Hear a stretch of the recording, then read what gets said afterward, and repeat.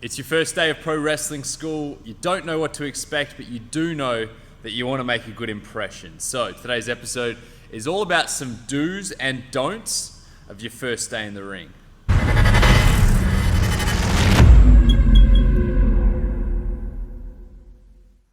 Welcome back to another episode of World-Beater Wrestling, and if you are new to this channel, this is kind of a follow-up to a video I released a year or two ago, all about how to prepare yourself best for pro wrestling school. So if you haven't seen it, it should be linked above on YouTube, and it talks about the things you can do before you even step into an open day or a tryout. But today's video is all about exactly what to do and what not to do when you do have that first day. Now, every school is different.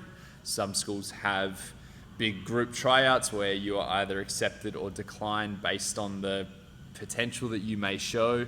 Some places just have open days where you can come and give it a go and then join up beginner's class if you're ready, and some schools just let you pay some money and off you go for day one. No matter which way you go about it, these are some common themes that I see running and common expectations that we usually have for anyone coming into our doors. My first do is a real simple one, and that is to be on time. And I would even suggest maybe 10 to 15 minutes before training starts is a minimum place to start if it's your first week.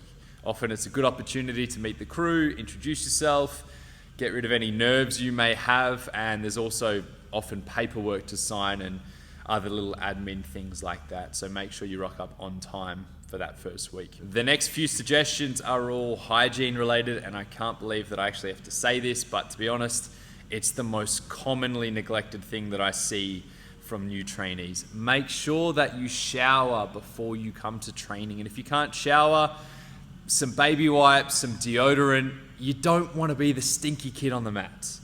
In addition to that, always bring a change of clothing. Change into some training clothes, just some athletic clothing, t-shirts, shorts, whatever it may be, before you start training, and even bring a second pair that you might change into after the initial conditioning component or maybe halfway through training, specifically if you're prone to sweating. On that note, I also recommend bringing a change of shoes. At the UPW School of Pro Wrestling, we do require that you bring a second pair, and I generally recommend that they be amateur wrestling shoes because they do fare a little bit better for the canvas that we use. That way, you have a second pair of shoes, you can use them purely for the ring, and you won't be dragging any mess from outside to the inside. Staph infection and other skin diseases are so common in any grappling sport, from martial arts to pro wrestling. I can tell you from personal experience, it is not fun at all. So we need to make sure this place is clean, tidy. Hygiene is a must. On that note, this is for hygiene, but it's also a show of respect. Please wipe your feet every time you jump up into the ring. It's good practice to also shake hands with everyone that you come into contact with. If you've never met them before, awesome. That's an opportunity to introduce yourself and let them know who you are, and also find out a little bit about them. You might find that there are other trainees who are in your shoes, and it's often a good thing to bond with others in a similar situation. Make that a habit, make that lifelong. It never ends. We shake hands, we greet everyone on the way in and on the way out if possible. If you can, I'd also recommend to get yourself a pair of knee pads. They're pretty helpful, specifically in those early days. Admittedly, I haven't worn knee pads at training for a long time, but I know that in my first few months and even years of training, my knees would constantly get banged up. So really, until you've learned how to protect yourself and protect your knees especially, bring some knee pads. You can get standard volleyball style knee pads online. You can get them from sports shops like Rebel Sport. $30 or so, they're not that expensive.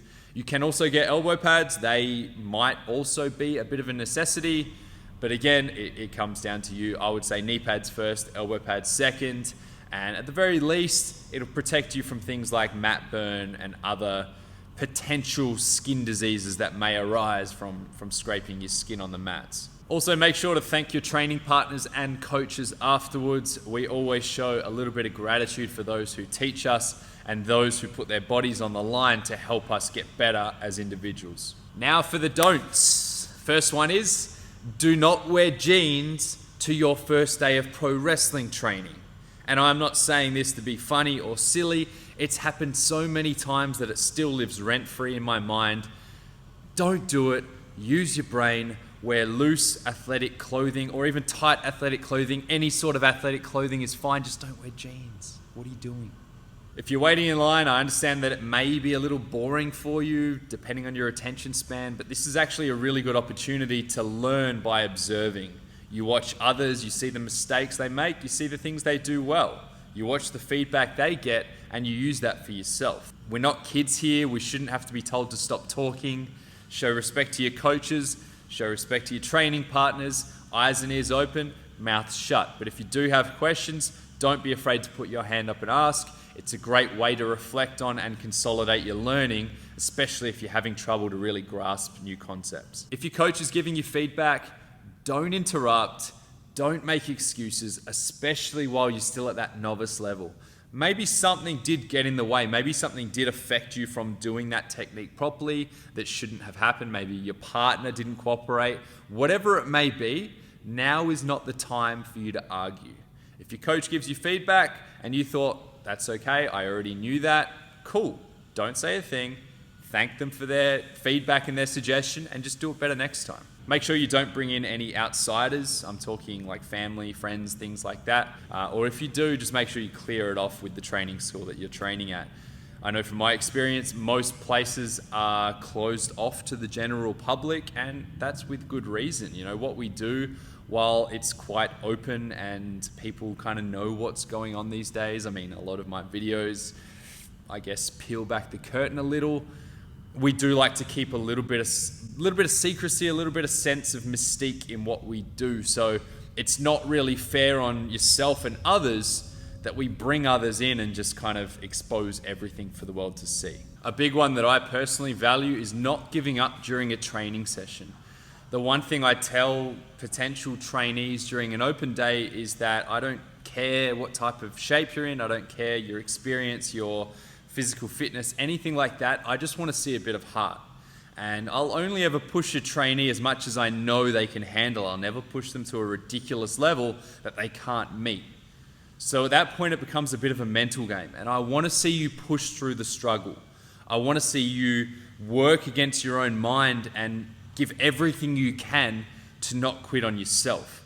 Now, this is not an old school thing. This is not a tough love thing. Pro wrestling in itself is a great mental game, and matches are highly fatiguing. When you're out there for 20, 30 minutes in front of a crowd with nerves, anxiety, and you've got a partner to work with where your number one goal is to keep them safe, if you're someone who quits on yourself and gives up in the middle of a match or even the middle of a move, you're now putting your partner at great risk. So for me, that's my number one value. If you can't get through an open day, you can't get through a training session without going and sitting out and giving up, you shouldn't be training here yet. Work on it, come back, try again another time. But this is all based on trust, and we need to trust that you're going to be in for the long haul no matter what. The last thing not to do is set unrealistic expectations for yourself on your first day. I can't tell you how many people came in expecting to learn Canadian destroyers on day one. Now, the first few weeks, months, and perhaps even year or two of pro wrestling training are often based on the fundamentals.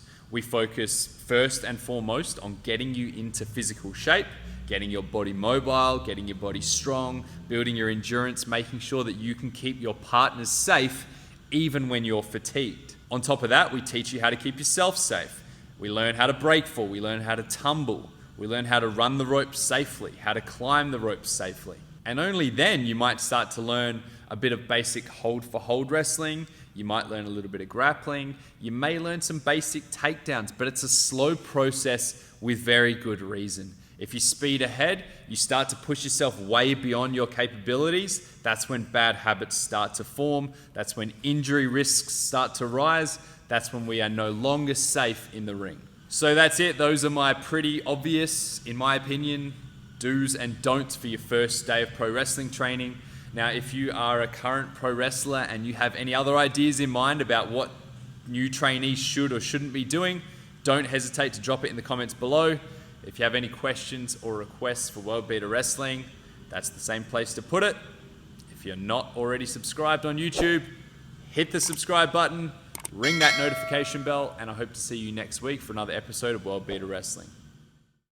If you want to see more videos like this, click on the subscribe button, spread the word, and if you have any questions or requests for World-Beater Wrestling, don't be afraid to comment below.